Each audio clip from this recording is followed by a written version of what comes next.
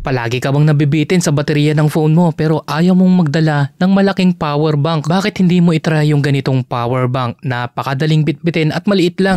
Eto nga pala ang Aurashare PN10C02 na mayroong battery capacity na 10,000 mAh. Sa loob ng box niya meron siyang kasamang sticker at yung kanyang charger. Napakaliit lang nito kaya naman pwede mo siyang ilagay sa bulsa ng bag mo o kaya naman sa bulsa ng pantalon mo. Meron lang siyang kabigatan konti kasi nga 10,000 mAh siya. Siguro siniksik yung battery dito sa loob kaya ganon. At dito sa likod meron siyang kickstand kaya naman pwede natin tong itayo. 5 volts 2 ampere na po ito kaya quick charging po siya. Compatible po ito sa kahit anong device na gagamitin mo. Dito sa gilid niya nandito yung kanyang power button. Sa kabilang side naman nandito yung kanyang Type-C port. At meron ding sabitan ng lanyard. At eto nga binuksan ko na. Dito sa connection ng pin niya makapal na po yung wire na ginamit. Meron din siyang SMD power inductor, quick charging IC controller, battery IC protection at syempre yung kanyang power button. Nasa gitna siya ng board kaya naman kahit pindutin natin yan ay hindi po siya basta-basta lulubog. At legit talaga yung kanyang baterya na merong 10,000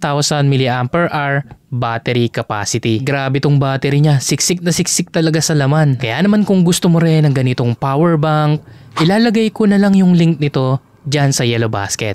Salamat!